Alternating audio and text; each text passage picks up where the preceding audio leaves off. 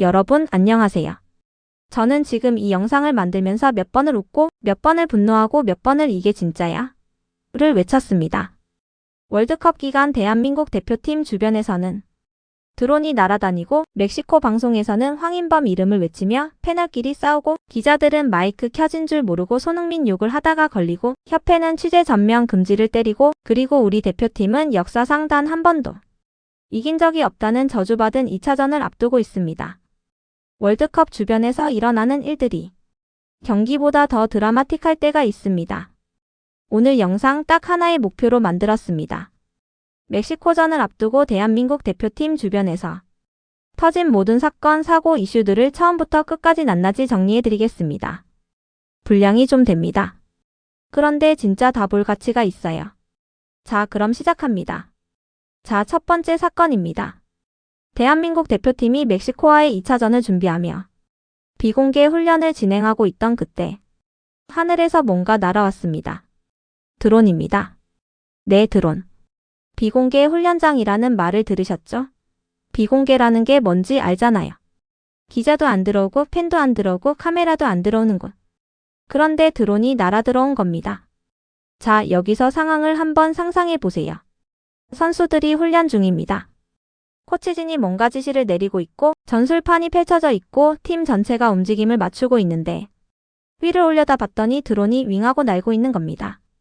이게 만약에 영화였다면 배경음악으로 미션 임파서블 테마가 깔렸을 겁니다. 그런데 이게 진짜로 일어난 일이에요. 다행히 대표팀 측은 빠르게 대응했습니다. 보안 요원들과 군 당국이 즉시 전파방해 장비를 가동했고 드론을 격추하는 데 성공했습니다. 그런데 드론 잡은 건 성공했는데 드론을 조종하던 사람들은 어떻게 됐냐고요? 도망갔습니다. 네. 남성 2명이 장비를 챙겨서 도망쳤습니다. 이거 보면서 저는 진짜 짧은 순간 웃음이 났어요. 드론 날리다가 잡힐 것 같으니까 장비를 챙겨서 도망치는 그 장면이 좀 코미디 같잖아요. 근데 웃기면 안 됩니다, 이거. 이게 만약에 실제 전술 훈련 도중이었다면 어떻게 됐을까요? 상대팀에게 우리 포메이션, 우리 움직임, 우리 전술 그대로 다 넘어가는 거잖아요. 다행히도 정말 다행히도 이 시점에 대표팀은 본격적인 전술 훈련을 하던 게 아니었습니다. 몸을 푸는 웜업 단계, 즉 준비 운동을 하고 있던 시점이었거든요. 그러니까 전술 유출 우려는 크지 않은 상황이라고 대표팀 측은 설명했습니다. 그리고 대표팀은 피파 측에 재발 방지를 공식 요청했습니다. 근데 저는 솔직히 좀 더 걱정이 됩니다. 이게 단순한 팬이나 미디어 관계자의 돌발 행동이었을까요? 아니면 진짜 정보 수집 목적이었을까요? 월드컵이라는 무대에서 상대팀 정보를 얻기 위한 수작이었다면 이건 스포츠맨십의 완전한 붕괴입니다. 어쨌든 대표팀은 무사했습니다. 그리고 멕시코전 준비는 계속됐습니다. 근데 사건은 이게 끝이 아니었어요. 자, 이번엔 멕시코 현지에서 들어온 소식입니다. 멕시코 ESPN 방송에서 한국전을 앞두고 패널 토론이 열렸습니다. 한국과 멕시코의 2차전을 어떻게 볼 것인가, 멕시코가 어떤 전략을 써야 하느냐를 분석하는 자리였죠. 그런데 이 토론에서 아주 흥미로운 장면이 나왔습니다. 한 패널이 이런 주장을 했습니다. 남아공을 상대했을 때처럼 중원을 구성하면 한국전도 괜찮을 것이다. 쉽게 말하면 남아공에게 통했던 방법 그대로 쓰면 한국도 될 거야 라는 뉘앙스입니다. 그러자 다른 패널이 폭발했습니다. 남아공이랑 대한민국이 같냐고? 패널의 목소리에서 진짜 분노가 느껴졌다고 합니다. 그리고 이 패널이 직접 이름을 언급했습니다. 황인범, 그리고 백승호. 황인범과 백승호에게 우리 중원이 완전히 잡아먹힐 것이라고 경고했습니다.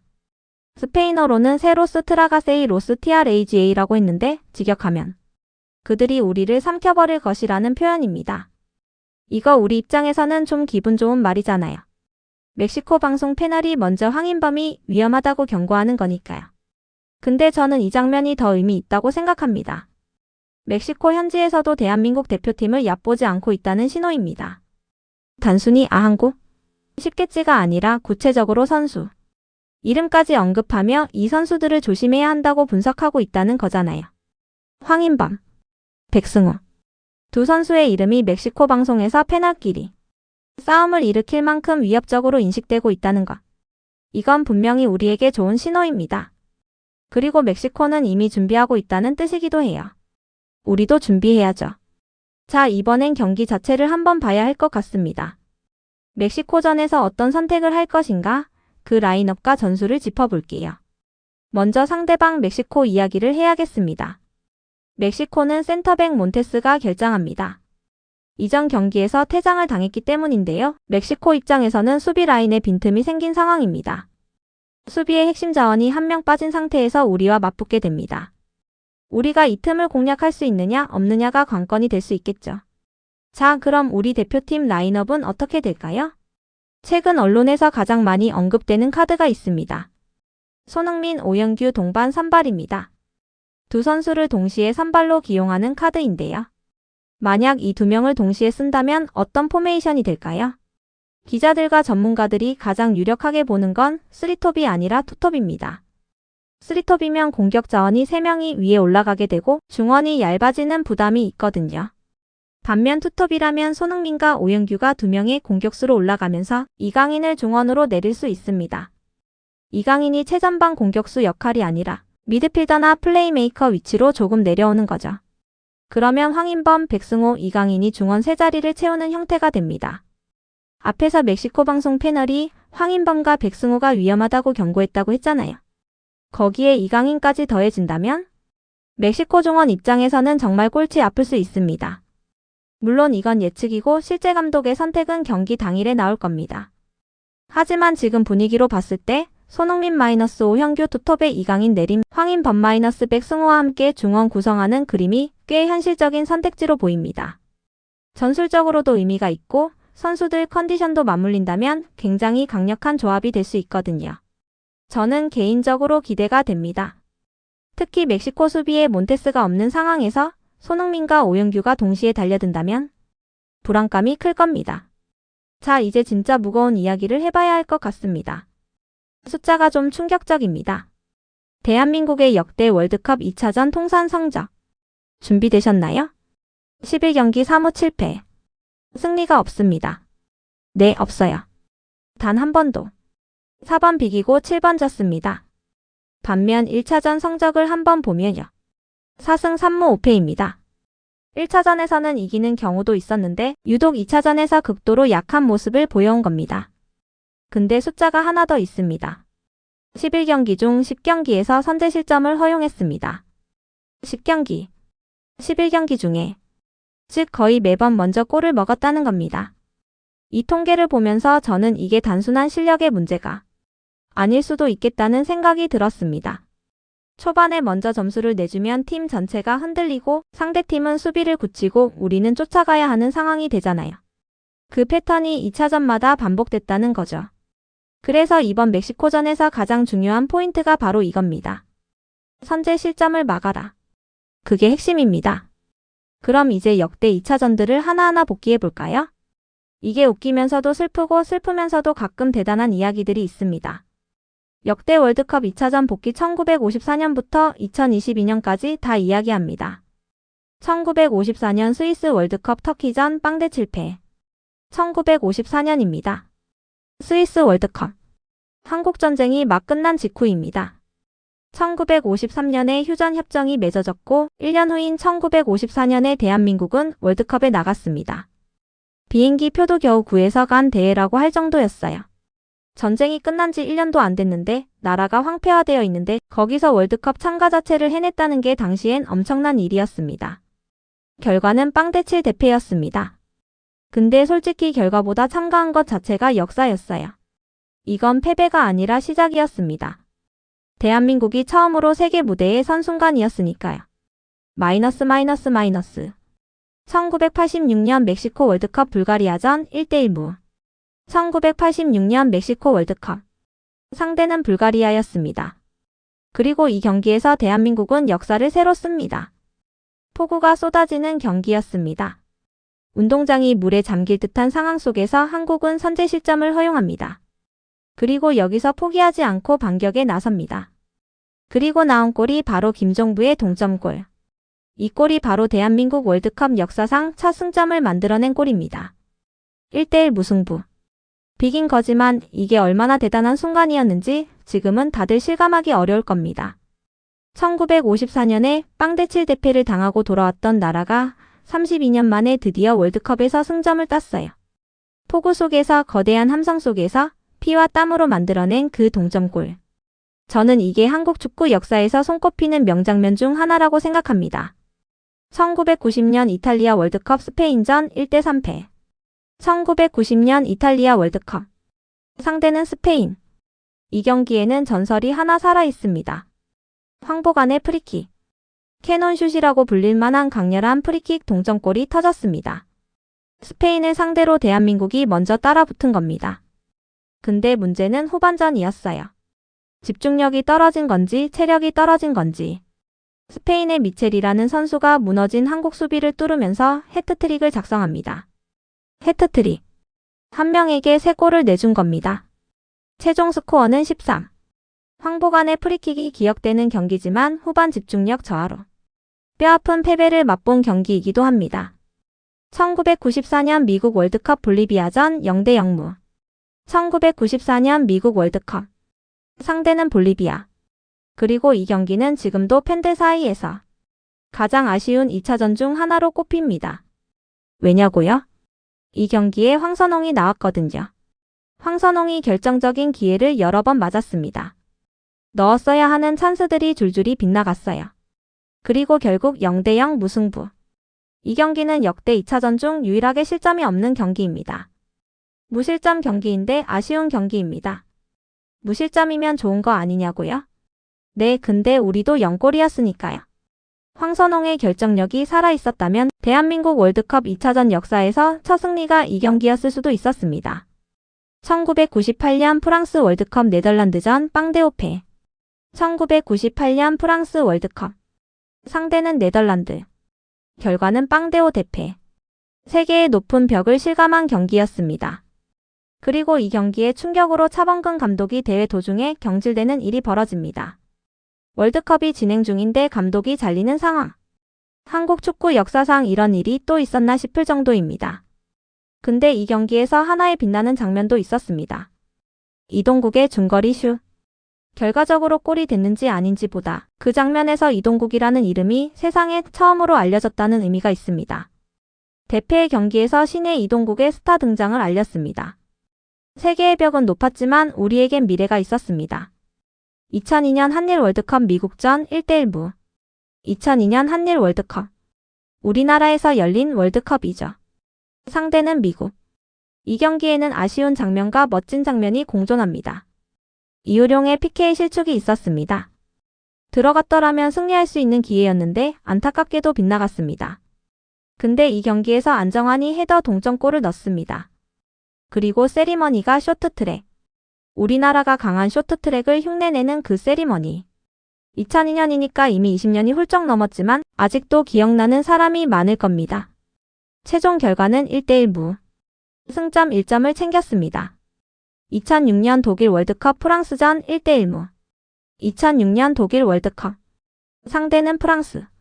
이게 대단한 게 이 프랑스가 어떤 팀이냐면 지단이 있고 앙리가 있고 그야말로 그 시대 세계 최강에 가까운 준우승팀이었습니다. 그 프랑스를 상대로 박지성이 동점골을 터뜨립니다. 극적인 동점골이었습니다. 1대 1 무승부. 하지만 이 경기는 단순한 무승부 이상의 의미가 있었습니다. 지단과 앙리가 있는 팀을 상대로 끝까지 버텨서 비겼다는 것.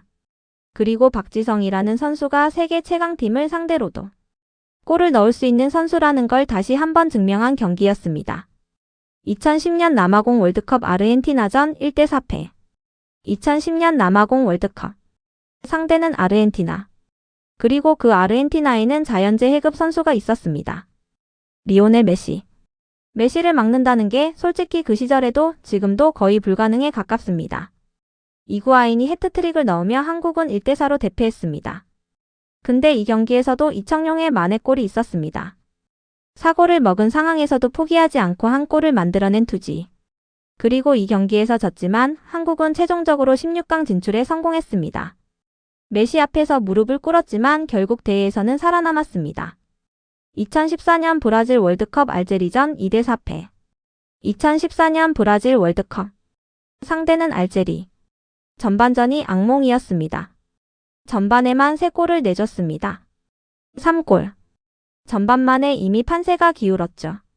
근데 이 경기에서 빛나는 순간이 있었습니다. 손흥민의 월드컵 데뷔골. 그렇습니다. 지금 우리가 기대하는 대한민국 역사상 최고의 공격수 손흥민이 월드컵 무대에서 처음으로 골을 넣은 경기가 바로 이 경기였습니다. 24패배의 경기. 그 안에서 손흥민의 월드컵 첫 골이 탄생했습니다. 2018년 러시아 월드컵 멕시코전 1대2패. 2018년 러시아 월드컵. 상대는 멕시코. 그리고 지금 우리가 다시 만나게 되는 상대입니다. 이 경기에서 장현수의 핸드볼 PK 실수 등 수비 실책이 겹쳤습니다. 그리고 결국 1대2로 패했습니다. 손흥민이 막판에 정말 대단한 원더골을 넣었지만 역부족이었습니다. 그리고 지금 2025년 월드컵에서 우리는 다시 멕시코를 만납니다. 2018년의 패배를 기억하는 선수들이 있을 겁니다. 손흥민도 기억하겠죠. 이번엔 다를 수 있을까요? 2022년 카타르 월드컵 가나전 2대3패. 2022년 카타르 월드컵. 상대는 가나. 이 경기에서 조규성이 등장합니다. 조규성은 한국 월드컵 사상 최초로 한 경기에서 2개의 헤더골을 넣었습니다. 멀티 헤더. 대단한 기록이죠. 하지만 결과는 2대3 패배. 끝까지 쫓아갔지만 결국 따라잡지 못했습니다. 자, 이렇게 1954년부터 2022년까지 11경기의 2차전을 다 돌아봤습니다. 11경기. 사무 7패. 단 한 번의 승리도 없습니다. 그리고 이번이 12번째 도전입니다. 역사를 바꿀 기회. 이번 멕시코전 핵심 포인트 전반 30분이 모든 것을 결정한다. 자, 그럼 이번 멕시코전에서 가장 중요한 포인트가 뭔지 짚어볼게요. 현재 상황을 먼저 정리하겠습니다. 대한민국 1차전 체코전 승리. 승점 3점. 멕시코 1차전 승리. 승점 3점. 두 팀 모두 승점 3점입니다. 즉 이번 2차전은 두 팀 모두에게 엄청나게 중요한 경기입니다. 이기면 승점 6점으로 32강을 거의 확정짓고 지면 한 발짝 물러서게 됩니다. 그리고 우리 입장에서는 역사적으로 단 한 번도 이겨본 적 없는 2차전이라는 저주를 깰 기회이기도 합니다. 그럼 어떻게 이길 수 있을까요? 두 가지 핵심 포인트가 있습니다. 첫 번째, 선제 실점을 반드시 막아야 합니다. 앞에서 제가 말씀드렸죠. 역대 2차전 11경기 중 10경기에서 선제 실점을 허용했다고. 거의 매번 먼저 골을 먹었습니다. 그리고 한번 선제 실점을 하면 분위기가 급격하게 기울어집니다. 이번에는 달라야 합니다. 먼저 골을 먹지 않는 것. 그게 첫 번째 미션입니다. 두 번째, 전반 30분을 버텨라. 멕시코는 홈팀입니다. 개최국입니다. 경기장 분위기가 일방적으로 멕시코 편이 될 겁니다. 함성 소리, 응원 분위기, 압박감. 그리고 멕시코는 초반부터 빠른 템포로 압박을 가할 가능성이 높습니다. 이 초반 30분을 잘 버텨내는 게 핵심입니다. 30분을 실점 없이 버티면 멕시코 입장에서도 초조해집니다. 홈에서 경기하는데 점수가 안 나면 관중도 불안해지고 선수들도 흔들립니다. 반대로 우리가 초반 30분을 무너지지 않고 지켜낸다면 경기의 흐름은 충분히 바뀔 수 있습니다. 수비가 핵심입니다. 그리고 그 수비를 바탕으로 공격 기회를 만드는 것. 손흥민이, 오영규가, 이강인이, 황인범이, 백승호가 버텨줘야 합니다. 11경기 동안 한 번도 이기지 못한 저주. 이번에는 깰 수 있을까요? 저는 할 수 있다고 믿습니다. 기자들이 마이크 켜진 줄 몰랐다. 손흥민 뒷담화 사건의 전말. 자, 이제 이 영상에서 제가 개인적으로 가장 하고 싶은 이야기를 할 시간이 왔습니다. 손흥민 뒷담화 사건. 이게 무슨 일이었는지 모르시는 분들을 위해 처음부터 설명해 드릴게요. 체코전이 끝났습니다. 역전승이었죠. 경기가 끝나고 선수들이 공동 취재구역, 영어로는 믹스트 존이라고 부르는 구역을 지나갑니다. 이 공간은 경기 후 기자들과 선수들이 짧게 인터뷰를 나누는 공간입니다. 그런데 손흥민 선수가 이 구역을 인터뷰 없이 그냥 지나쳤습니다. 그러자 일부 언론에서 기사가 나왔습니다. 주장으로서 아쉽다. 자신의 경기 내용이 만족스럽지 못해서 그냥 지나친 것이다. 이런 논조의 기사들이 나왔습니다. 근데 잠깐만요. 왜 손흥민이 인터뷰를 안 했는지 그 이유를 좀 더 들어봐야 하지 않을까요? 그리고 이유가 드러났습니다. 바로 그 기자들 중 일부가 마이크가 켜진 줄 모른 채로 라이브 스트리밍이 되고 있는 상황에서 손흥민 선수에 대해 조롱하고 모욕하는 발언을 했다는 게 밝혀진 겁니다. 군 복무 관련 발언이었다고 합니다. 손흥민 선수는 아시안게임 금메달로 병역 혜택을 받았잖아요. 그 부분을 건드리는 발언이었다고 알려졌습니다. 이게 얼마나 심각한 상황인지 한번 생각해 보세요. 기자들이 마이크가 꺼진 줄 알고 대화를 나눴을 겁니다. 그런데 그게 라이브로 흘러나갔다. 그리고 그 내용 중에 손흥민 선수를 조롱하는 발언이 있었다. 그 사실을 손흥민 선수가 알게 됐다. 그런데 그 기자들 앞에서 웃으며 인터뷰를 해야 한다. 저라면 못합니다. 인간으로서 당연히 심리적으로 상처를 받을 수밖에 없는 상황입니다. 그게 인터뷰 없이 그냥 지나친 것의 진짜 이유였습니다. 대한축구협회가 칼을 뽑았다 취재 전면 금지. 이 사실이 알려지자 대한축구협회가 즉각 움직였습니다. 강력한 유감을 표명했습니다. 그리고 한국 현지 기자단의 대표팀 취재 및 인터뷰를 전면 금지했습니다. 전면 금지. 이건 굉장히 강한 조치입니다. 보통 협회가 이 정도 수위의 조치를 취하는 일이 흔하지 않습니다. 그만큼 이번 사안이 심각했다는 뜻이겠죠. 그리고 선수를 보호하기 위한 조치이기도 했습니다. 월드컵이라는 무대에서 선수들이 경기에 집중해야 하는 시점에 자신들을 취재하러 온 기자들이 자신을 조롱하고 모욕했다는 사실을 알게 된 선수. 그 선수가 경기에 집중하기 위해서는 최소한 그 기자들과 접촉하는 것을 차단해야 했을 겁니다. 협회의 취재 금지 조치는 그런 맥락에서 이해할 수 있습니다. 물론 언론 자유의 측면에서 논란이 있을 수 있습니다. 하지만 먼저 선수를 조롱한 쪽이 누구인지 생각해 본다면 협회의 대응이 지나쳤다고 말하기는 어렵습니다. 그리고 대표팀 관계자가 한국 취재진만 따로 불러서 강력하게 질책하는 장면도 현지에서 포착됐다고 합니다. 이게 국내만의 문제였으면 좀 덜했을 텐데요. 멕시코 언론도 구경하고 있었다 한국 내분 사태. 그리고 이 사태에 멕시코 언론이 다 보고 있었습니다. 2차전 상대국인 멕시코의 기자들과 언론이 이 사태를 흥미진진하게 보도했습니다. 멕시코 기자의 유튜브 등에서는 한국 언론과 손흥민 사이의 긴장감이 폭발했다라며 한국 기자 회견장에서 일어난 내분 사태와 인터뷰 금지 통보 소식을 전했습니다. 한국 취재진을 따로 남겨두고 관계자가 강력하게 질책하는 장면도 멕시코 언론을 통해 퍼져나갔습니다. 한번 생각해 보세요. 우리가 2차전을 앞두고 있는 상황에서 상대팀 나라의 기자들이 한국 내부에서 선수와 언론 사이의 갈등이 폭발했다는 내용을 보도하고 있습니다. 이게 선수들 입장에서는 얼마나 신경 쓰일 일이겠어요. 경기에 집중해야 하는데 뒤에서는 이런 소음이 계속 이어지고 있는 겁니다. 기자들이 뭘 한 건지 돌아봐야 할 시점입니다. 인터뷰 패싱 논란의 진실 비판받아야 할 건 손흥민이 아니었다. 자, 이제 정리를 해볼게요. 인터뷰 없이 지나쳤다는 이유로 손흥민을 비판한 기사들. 주장으로서 아쉽다. 경기 내용이 불만족스러워서 그냥 지나친 것이다. 이런 기사들이 진짜 문제의 본질을 보지 못한 분석이었다는 게 드러났습니다. 손흥민이 인터뷰를 안 한 이유는 간단합니다. 자신을 조롱하고 모욕한 사람들 앞에서 웃으며 카메라 앞에 설 수 없었던 겁니다. 그게 전부예요. 인간으로서 당연한 반응입니다. 오히려 저는 이 상황에서 손흥민 선수가 대단하다고 생각합니다. 그 상황에서도 경기장에 나가서 뛰었으니까요. 뒤에서 욕먹는다는 걸 알면서도 대표팀을 위해 그라운드에 섰습니다. 비판받아야 하는 건 손흥민이 아닙니다. 마이크가 켜져 있는 줄도 모르고 자신이 취재해야 할 선수를 조롱한 기자들입니다. 그리고 그 조롱을 사실 확인도 없이 인터뷰 패싱은 주장 자격이 없다는 식으로 몰아간 일부 언론의 태도도 문제입니다. 분위기를 망친 건 누구였나 우리가 스스로 무너진 이야기. 체코전 역전승. 그 승리로 대표팀의 분위기는 끌어올려졌습니다. 힘든 경기를 역전으로 잡아내면서 팀 전체에 자신감이 생겼겠죠. 선수들의 눈빛도 살아났을 거고 분위기도 좋아졌을 겁니다. 근데 그 분위기를 망친 게 무엇이었나요? 기자들이었습니다. 마이크가 켜진 줄 모르고 선수를 조롱한 기자들.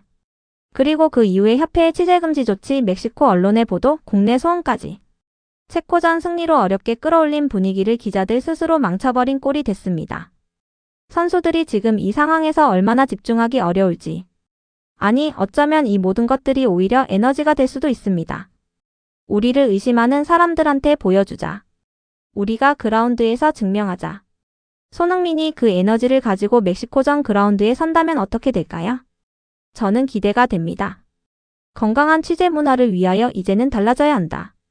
자, 마지막으로 이야기하고 싶은 게 있습니다. 이번 사태를 보면서 많은 분들이 분노했을 겁니다. 저도 분노했습니다. 근데 이 분노가 단순히 저 기자들 나쁘다로 끝나면 안 됩니다. 더 본질적인 문제를 봐야 합니다. 우리나라 스포츠 취재 문화가 과연 건강한가? 선수와 기자는 서로 적대적인 관계가 아닙니다. 기자의 역할은 선수를 통해 팬들에게 정보와 감동을 전달하는 겁니다. 그러기 위해서는 선수와 최소한의 신뢰와 상호 존중이 있어야 합니다. 카메라 앞에서는 미소 짓고 카메라 뒤에서는 조롱한다. 이건 취재가 아닙니다. 이런 문화가 계속된다면 앞으로 어떤 선수가 인터뷰에 마음을 열겠습니까? 이번 사태가 그냥 지나가는 에피소드로 끝나서는 안 됩니다. 언론도 스스로 돌아봐야 하고 취재 현장에서의 기본적인 품위와 윤리를 다시 한번 생각해봐야 합니다. 선수는 취재 대상이기 이전의 사람입니다. 그 당연한 사실을 잊지 않았으면 합니다. 자, 오늘 영상 이렇게 마무리하겠습니다. 드론 격추부터 멕시코 방송의 황인범 격찬, 2차전 잔혹사 라인업 예측 기자 뒷담화 사건까지 정말 많은 이야기를 했습니다. 근데 결국 모든 이야기는 하나로 귀결됩니다. 이번 멕시코전 이겨야 합니다. 11번의 2차전 동안 단 한 번도 이기지 못한 그 저주를 이번에는 끊어야 합니다. 드론으로 훈련을 방해하려 했던 자들한테 보여줘야 하고 뒤에서 손흥민을 조롱했던 기자들한테도 보여줘야 하고 2차전은 항상 지더라고 체념한 팬들한테도 보여줘야 합니다. 그라운드 위에서 11번의 실패를 딛고 12번째에는 반드시 역사를 바꿔야 합니다. 대한민국 파이팅! 여러분, 오늘 영상 여기까지입니다. 재밌게 보셨다면 구독과 좋아요 부탁드리고요. 다음 영상에서 또 뵙겠습니다. 감사합니다.